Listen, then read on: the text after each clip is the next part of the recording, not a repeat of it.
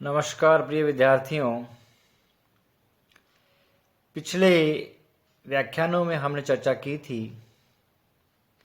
केंद्र राज्य संबंधों की। और केंद्र राज्य संबंधों की जब चर्चा की थी तो इन चर्चाओं में हमने केंद्र और राज्य के मध्य विधायी संबंधों के बंटवारा, प्रशासनिक शक्तियों का बंटवारा और साथ ही वित्तीय विषयों का बंटवारे के संबंध में विस्तृत रूप से चर्चा की थी। और ये देखा था कि इन विधायी विषयों के बंटवारे में केंद्रीय सरकार जो है उसका पलड़ा भारी है और राज्यों का पलड़ा हल्का है।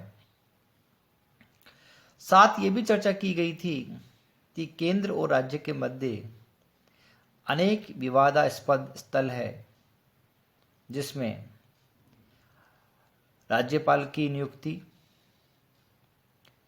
356 का प्रयोग, वित्तीय विषयों का बंटवारे में केंद्र का हिस्सा ज़्यादा, राज्यों का कम, केंद्र द्वारा राज्यों को अनुदान दिए जाने की विभिन्न प्रकार के प्रारूप और साथ ही उनकी व्यवस्थाएं, योजना आयोग के द्वारा राज्यों के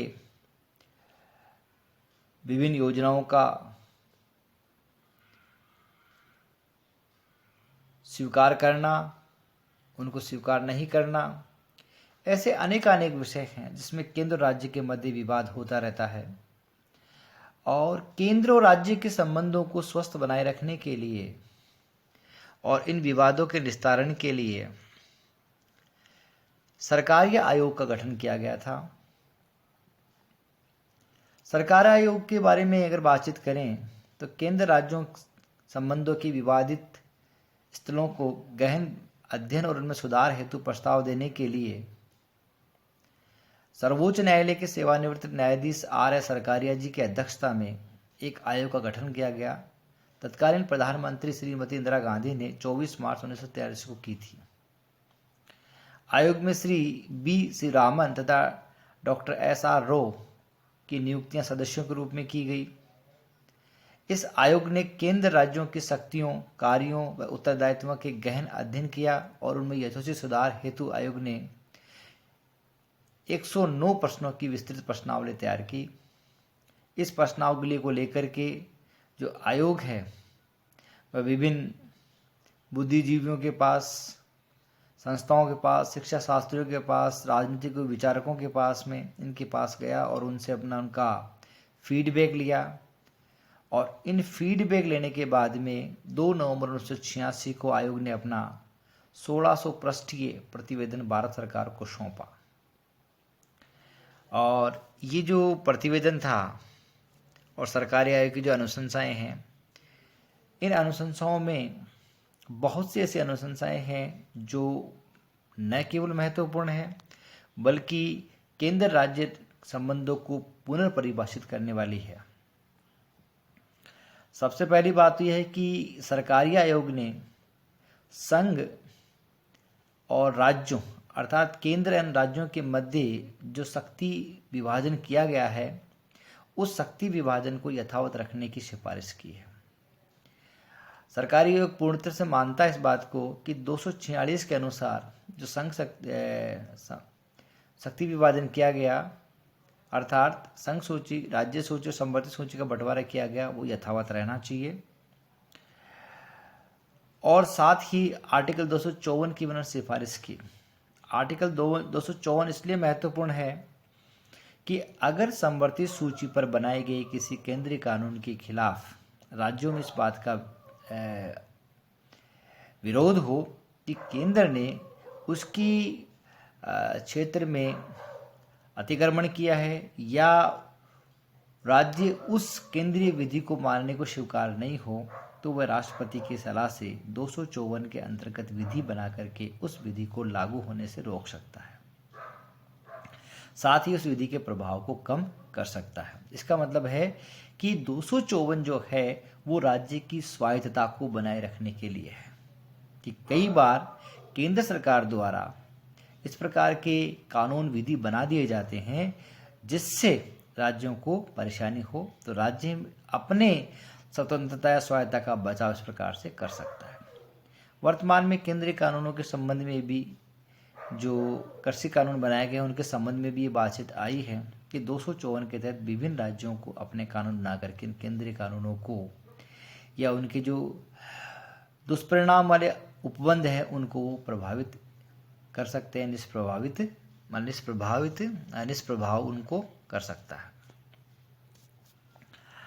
इसी प्रकार से सरकार आयोग ने माना है कि अवशिष्ट शक्तियां, जो अवशिष्ट विषय हैं जो विभिन्न सूचियों में नहीं हैं, उन पर कानून बनाने के लिए संसद को उन्होंने सर्वोत्तम माना है और केंद्र के पास ही वो शक्तियां होनी चाहिए जो अवशिष्ट विषयों पर कानून बनाए।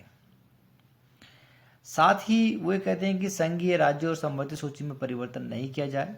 क्योंकि जैसे इस प्रकार का परिवर्तन करोगे तो अनुच्छेद 368 के अनुसार जिस मौलिक संविधान के आधार संरचना की बात की गई है उसमें परिवर्तन हो जाएगा। इसलिए मौलिक जो संरचना है संविधान की वो परिवर्तित ना हो, इसलिए इन सूचियों का बना रहना आवश्यक है। समवर्ती सूची पर कानून बनाते समय केंद्र राज्यों के बीच में एक परामर्श हो, लेकिन वो संवैधानिक बाध्यता ना हो। परामर्श हो लेकिन वो संवैधानिक बाध्यता ना हो। ऐसा ना हो कि प्रत्येक विषय पर जब कानून आए तो राज्य और कहते हैं कि केंद्र वो आपस में बातचीत करें, इससे अनावश्यक गतिरोध उत्पन्न होगा और समयावधि भी अधिक खर्च होगी। फिर सरकार आयोग ने सिफारिश की है कि आर्टिकल 249 जो राज्यसभा को ये शक्ति देता है कि वो राज्य सूची के किसी विषय पर कानून बनाने के लिए संसद को अधिकृत कर सकता है और इसकी समयावधि 1 वर्ष के लिए होगी। राज्यसभा चाहे तो इस अवधि को पुनः 1 वर्ष बढ़ा सकता है। इस प्रकार से उसकी समयावधि को बढ़ा सकता है। ऐसा इस अनुच्छेद को बनाए रखने के पीछे कारण है कि इसका बहुत कम उपयोग किया गया है, केवल 1 और 2 बार इसका उपयोग किया गया है। तो ऐसी स्थिति में अनुच्छेद 249 को हटाया जाना निरर्थक होगा।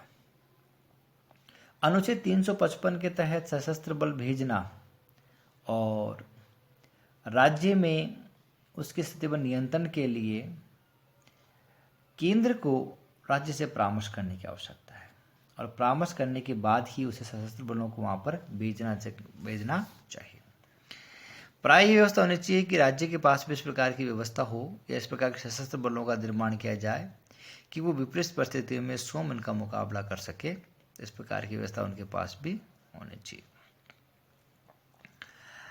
अन्य जो अनुशंसाएं हैं उन अन्य प्रमुख अनुशंसाओं में महत्वपूर्ण बात यह आती है कि अखिल भारतीय सेवाओं की जो उपादेयता है वो राज्य और केंद्र के बीच में, दोनों के बीच में आज भी रहे, क्योंकि आज भी प्रशासन के अधिकांश जो महत्वपूर्ण पद है वो इन्हीं प्रशासनिक संस्थाओं के अधिकारियों के द्वारा भरे जाते हैं। तो ऐसे में इनको बनाए रखना चाहिए। साथ ही इन सेवाओं के जो अधिकारी हैं उनकी पदोन्नति, प्रशिक्षण व अन्य सेवाओं में सुधार होता रहना चाहिए, उनमें परिवर्तन होना चाहिए। और एक महत्वपूर्ण बात आती है कि जो अवधि प्रणाली है, जो टेन्योर सिस्टम है, उसका पालन किया जाना चाहिए। और जब केंद्र को इन अधिकारी की आवश्यकता हो तो राज्यों को भी चाहिए कि इन अधिकारियों को समय समय वो केंद्र को भेजना चाहिए। फिर साथ ही अगर इन अधिकारियों की समस्याएं हैं, कोई विवादास्पद बिंदु है, तो उसके निस्तारण के लिए भारत के कैबिनेट सेक्रेटरी की अध्यक्षता में तथा सभी राज्यों के मुख्य सचिवों को उसका सदस्य बनाकर एक समिति का गठन किया जाना चाहिए, एक परिषद का निर्माण किया जाना चाहिए। और ये जो परिषद है वो इन विभिन्न विवादास्पद बिंदुओं पर निर्णय करे, उनका निस्तारण करे। इस प्रकार का प्रयास कार्मिक व प्रशिक्षण विभाग द्वारा किया जाना चाहिए।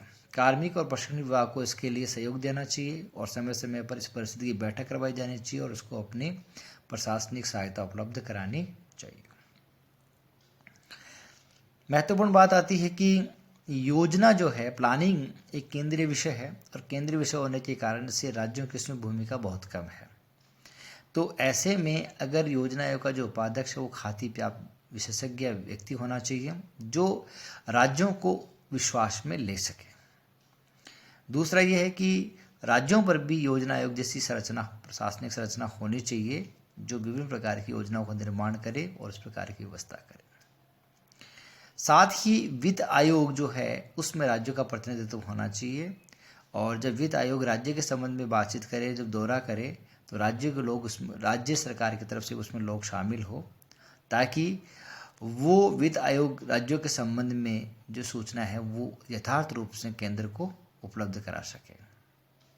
साथ ही राष्ट्रीय विकास परिषद जो है उसकी भी उसका नाम बदल करके राष्ट्रीय विकास एवं आर्थिक नीति रख देना चाहिए, और उसका प्रयास होना चाहिए कि समय समय पर उसकी बैठक हो और उसमें सहयोग और सकारात्मक रूप से गंभीर विचार विमर्श करती योजनाओं का कहते कि निरूपण किया जाना चाहिए, उनको अनुमति दी जानी चाहिए।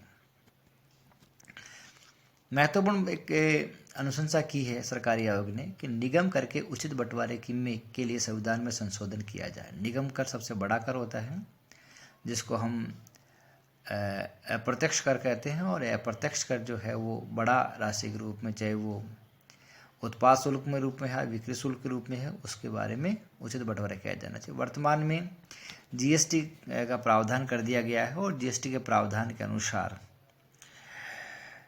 केंद्रीय जीएसटी और राज्य जीएसटी दोनों प्रकार के जीएसटी लगते हैं, लेकिन उनका जो बंटवारा है, उनकी क्षतिपूर्ति है, उसकी उचित अभी व्यवस्था नहीं की गई। तो राज्य को और केंद्र को आपस में विवाद की स्थिति से बचने के लिए उनमें संयुक्त उचित बंटवारे की व्यवस्था की जानी चाहिए।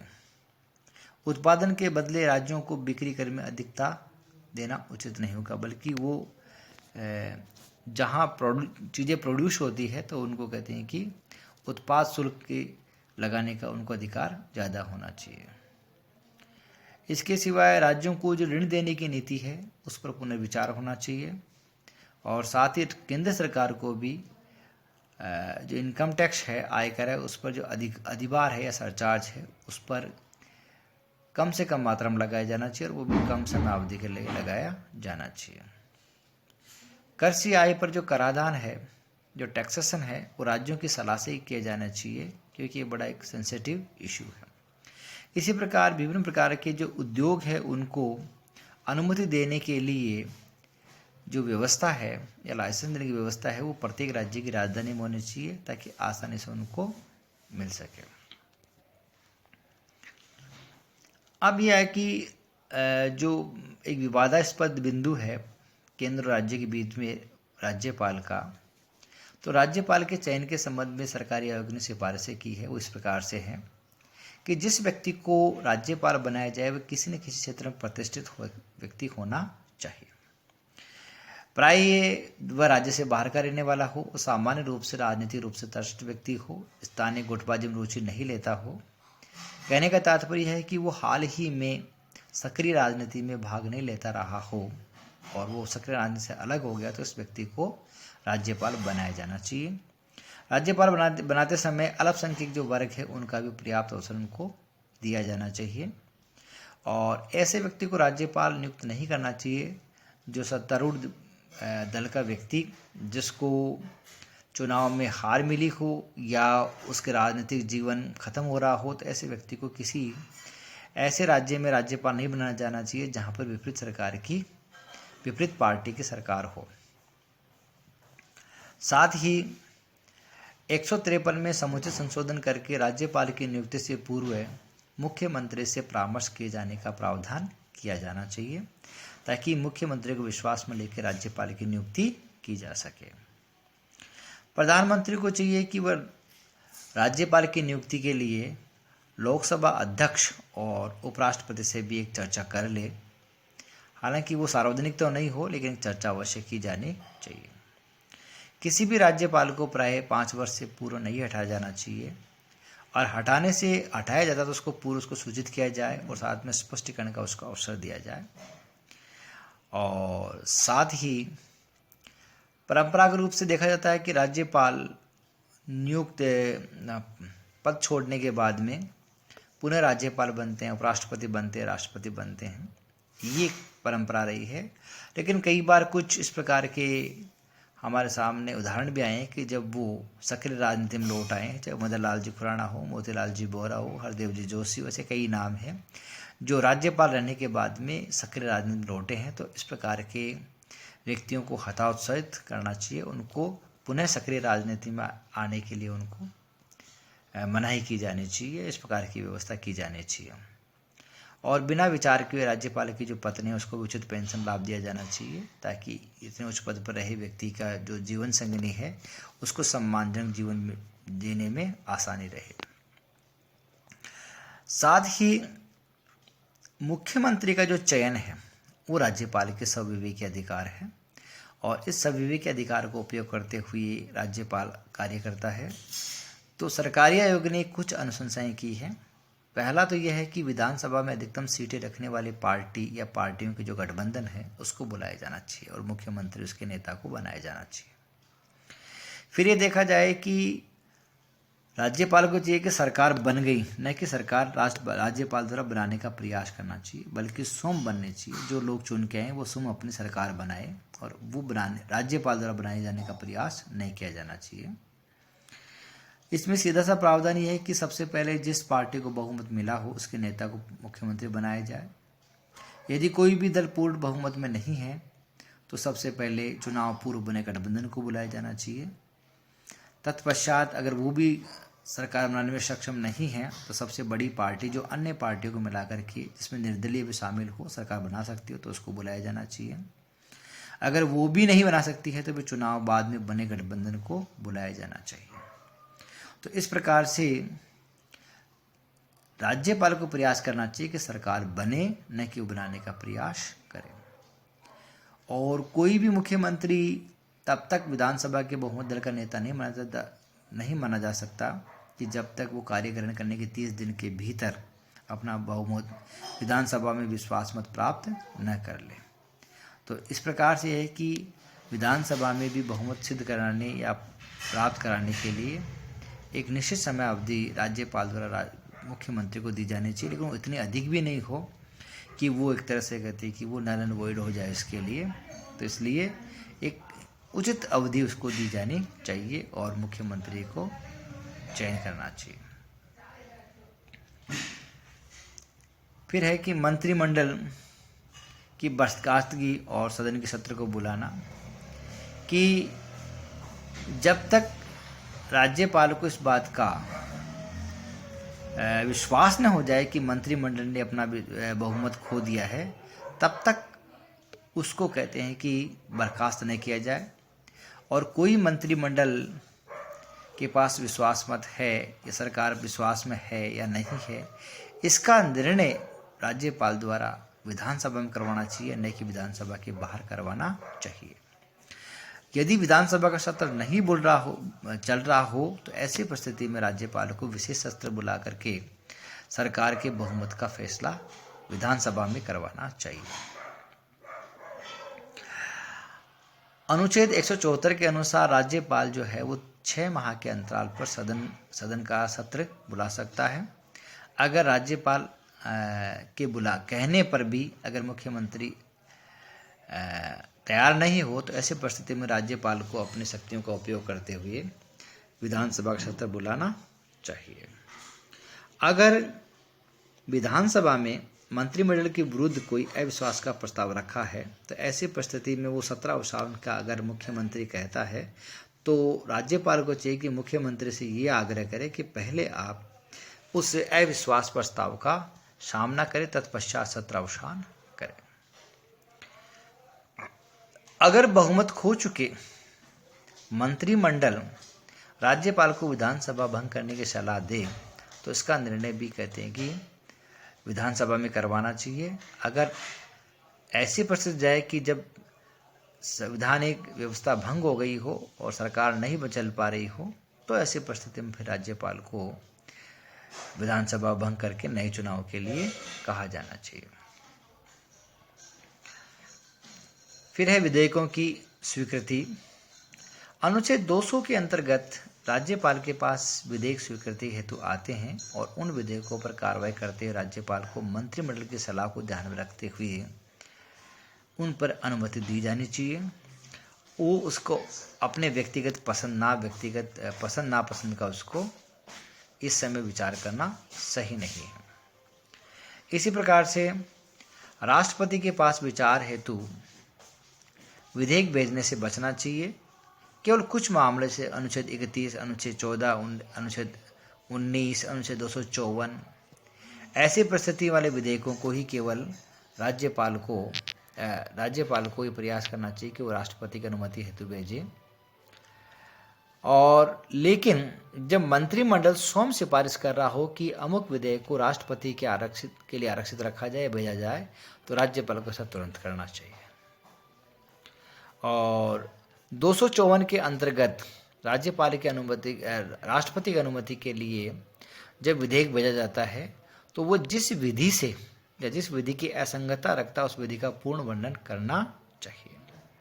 और राष्ट्रपति को भी प्रयास करना चाहिए कि ऐसे विधेयकों पर 4 माह के अंदर अंदर अनुमति दें, और यदि अनुमति नहीं दी जाती है तो उसका कारण सहित बता करके लौटाया जाना चाहिए कि अनुमति क्यों नहीं दी जाती है। राज्यपाल को प्राय बार बार अध्यादेश जारी करने की जो प्रक्रिया है उससे बचना चाहिए। अनुच्छेद 356 के बारे में बाबा साहब डॉक्टर अम्बेडकर साहब ने संविधान सभा में कहा था कि ये विधेयक में बहुत कम काम आएगा और प्राय मर्द प्राय रहेगा। लेकिन बड़ी विडंबना है कि केंद्र राज्य संबंधों की जब चर्चा करते हैं तो कहते हैं कि 356 वो सबसे बड़ा अधिनियम है जिसका सर्वाधिक दुरुपयोग किया गया है, और केंद्र ने राज्य सरकारों को प्रताड़ित किया है, चुनी सरकारों को हटाया है, तो इस प्रकार से इसका सर्वाधिक दुरुपयोग हुआ है। तो बाबा साहब ने जिस विधेयक को मृत प्राय रहने के लिए कहा गया है उसी का सबसे अधिक उपयोग किया गया है। प्राय राज्य स्तर पर 356 का सहारा लेने से पहले ये प्रयास किया जाना चाहिए कि अन्य किसी प्रकार से संवैधानिक तंत्र बना रहे, वो सभी प्रयास करने के पश्चात ही 356 का प्रयोग करना चाहिए। साथ ही राष्ट्रपति शासन की जो घोषणा है वो विधानसभा के भंग किए बिना भी जा सकती है, इसलिए पहले प्रयास हो कि अन्य प्रकार से वो सरकार बच जाए तो उसका प्रयास पहले किया जाना चाहिए, तत्पश्चात 356 का उपयोग किया जाना चाहिए। आंतरिक गड़बड़ और बाह्य आक्रमण पर कई बार 356 का प्रयोग करके सरकारों को हटा देते हैं, तो इस प्रकार का प्रयास नहीं किया जाना चाहिए। अनुच्छेद 163 के अनुसार राज्यपाल को सविवेकी शक्तियां दी गई हैं। इन सविवेकी शक्तियों को बनी रहना चाहिए, और प्राय ये देखा जाता है कि इन सविवेकी शक्तियों का उपयोग भी राज्यपाल मंत्रिमंडल की सलाह से करता है, तो ठीक है। लेकिन उस मंत्रिमंडल की सलाह को अगर वो नहीं मिलती है तो राज्यपाल इस प्रकार का प्रयास करे कि अपने सविवेकी शक्तियों का उपयोग करते समय भी वो मंत्रिमंडल को विश्वास मिले, उसको राजी कर ले और तत्पश्चात उन शक्तियों का प्रयोग करें। तो इस प्रकार से सरकारी आयोग ने केंद्र राज्यों के संबंध में विस्तृत प्रकार की अनुशंसाएं की है।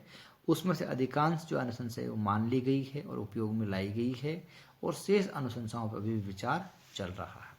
तो इस प्रकार से केंद्र राज्य संबंधों की व्याख्या करने में सरकारी आयोग ने महत्वपूर्ण भूमिका निभाई है। जय हिंद, जय भारत।